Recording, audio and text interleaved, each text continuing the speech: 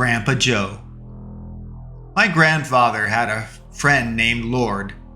He loved to say things like, "We and the knights will be joined by the Lord for dinner tonight." Yes, he was a funny, albeit very serious man. I was extremely young when my grandmother died from cancer. I remember her giving me clay to mold and play alongside her. It was her physical therapy tool, molding clay. One morning, my mother was crying with my sisters. They said my grandmother had died. It was surreal to me. I did not know much about death. I was a toddler. My mother said the next morning that she was visited by her mother in a dream, and that she was told that her mother was okay and not to worry. My youngest sister said she saw someone with wings standing over her when we went to her wake. It was very emotional for everyone. Even after his wife passed from cancer in her early 40s, and he broke his back trying to tame a horse named Lightning for my sister Cynthia, my grandfather always kept a positive attitude. As he recovered from his back injuries, he bunked in the lower bed with me in my room for over a year while he healed. He would read and tell me stories every night.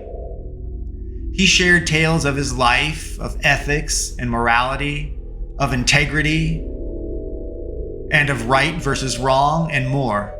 He sought to impart the wisdom and strength to me. He told me all about his Catholic beliefs and values. My grandfather was the real father I otherwise might never have had. That year was incredibly important and defining for me. My grandfather, Joseph Milmo, showed me how you can be positive, even amidst adversity. His tragedy made me a better person, and he gave me a deep, meaningful relationship with him beyond the wisdom that he imparted. And I think he might have reinforced my connection with God. My grandfather was son to a first-generation Irish immigrant into New York. They founded a newspaper and made a mint, setting my grandfather up as a rich kid, and he exploited it. He rode around town in his convertible and fancy clothes, being the envy of all, as he was quite the ladies' man. He attended university and achieved a bachelor's degree in marketing and business, where he set out to be the deal maker and business builder with venture capitalists, entrepreneurs, and distributors. As he aged, though, partners turned to younger and more exciting people with newer innovations. Often women, as the industry shifted to shilling quantity over quality and sex over substance. He neither wanted to compete in that way, nor was he able to. In a surprising turn of events, my grandfather inherited a small castle in Ireland, thrilled that his family tree of lower nobility from Ireland, where his parents apparently immigrated from, had a member that apparently also owned a huge estate, otherwise a small castle. He went to Ireland to attend some government inheritance hearing to process the paperwork for his inheritance to be transferred to him. However, he quickly learned that his sister, who had remained in Ireland, filed a national protection petition that effectively said the castle was an Irish landmark and should remain under Irish ownership, and so she should have the castle entirely, despite what the will decreed.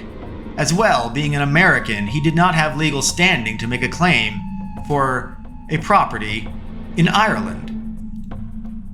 Only his sister, as a local citizen, had legal standing to claim the castle.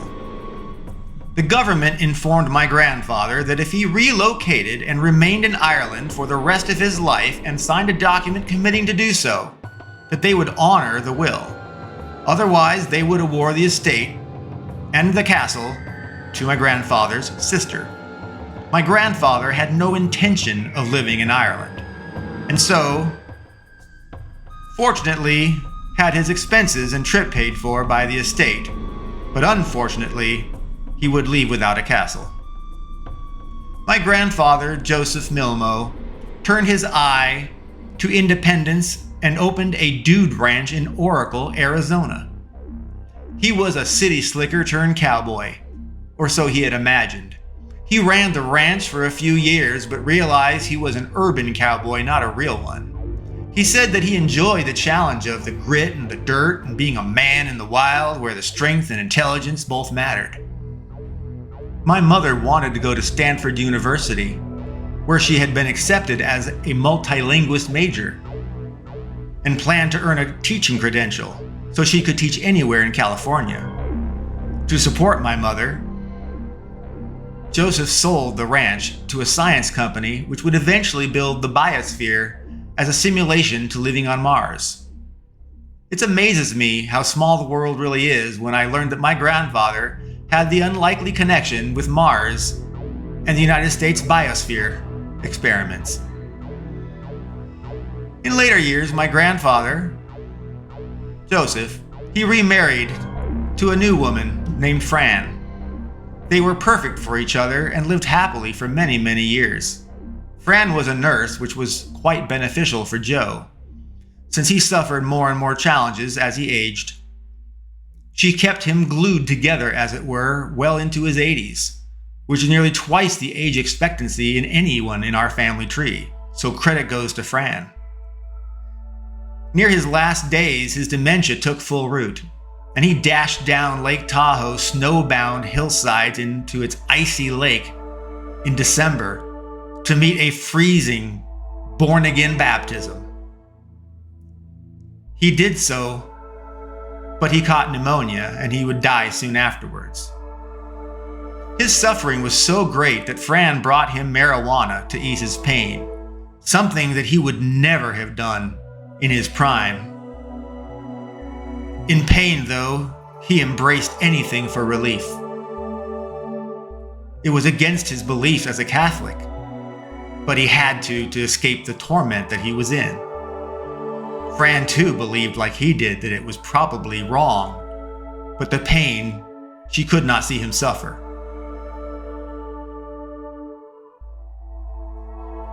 I believe that though my grandfather technically died in the hospital, I think he actually died in the freezing waters of Lake Tahoe, where he must have seen God. I think those drugs helped him, and his faith killed him. My grandfather lost his money after the real estate collapsed, and his leveraged investments all turned upside down. He waited for the market to turn back, but it never did, and eventually all was foreclosed on, and he had to start all over as a senior citizen. He never recovered from that financial meltdown, thereafter moving from rental to rental until he found himself in Lake Tahoe, where dementia would take him down that fateful run to the lake's frigid waters, being his grave. But at least he would show God his ultimate faith. I loved my grandfather, and I learned so much from him. I cried publicly giving a speech at his wake.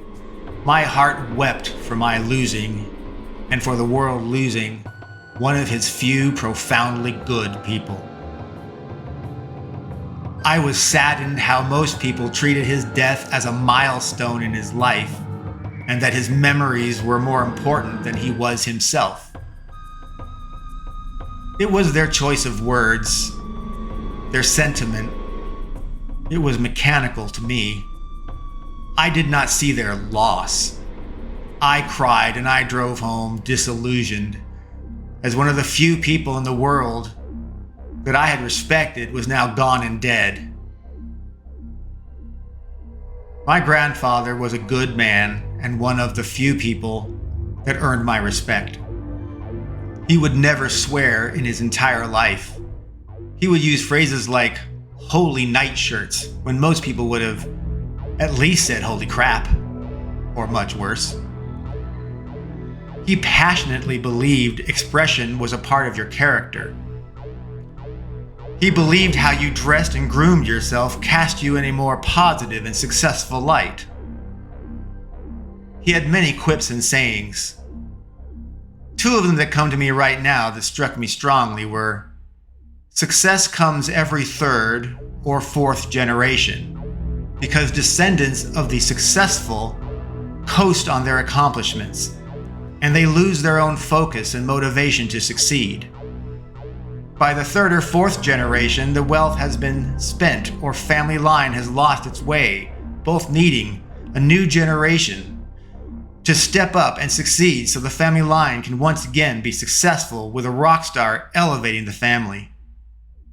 Or two, buy just under the best thing you can afford, because buying what is the best rarely is better than the second best. Buying the best would waste money. But don't buy cheap things either, because they don't last. And you'll be buying replacements which will ultimately cost more than buying the second best right off. He would say, buy good, lasting, unassuming tools and things, and invest the rest. Psychiatrist's assessment, complicated family. Dr. Brandon's iPad window flashed. Intriguing, Richard. Kidnapped at 6 months old. Horrifying. And deeply affecting of your life perspective. Your mother and father were both troubled. Deeply. Affecting both nature and nurture evolution. It's hard enough to grow up to be a healthy adult. Having both nature and nurture seriously challenged can be devastating to a healthy psychological and even physical development.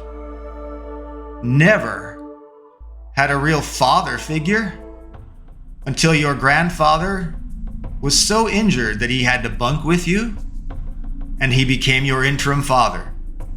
I speculate, Richard, your grandfather was pivotal to helping you function and succeed where your siblings struggled. Siblings in home life, violent and scary. Never having a sense of safety hinders proper brain development, much like a lifelong post-traumatic stress syndrome or PTSD. Fractured, dysfunctional, distributed family,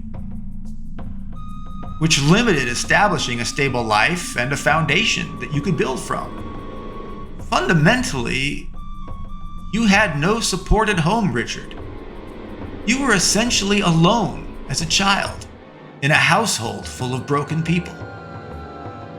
Crime and legal problems are peppered throughout your life. The stress of being judged and sentenced is tremendous by itself. The stress of recurring crimes and harms and losses and legal problems in your life, they must have had deleterious effects on you. Death and loss, losing your father figure, your grandfather, must have been devastating. Losing the one and only person that you could rely on, that must have been truly life-shattering and potentially make you question God, your faith, and ideology. Caselli interrupted and requested firmly, "Excellent insight, Dr. Brandon. Richard, please tell us your story."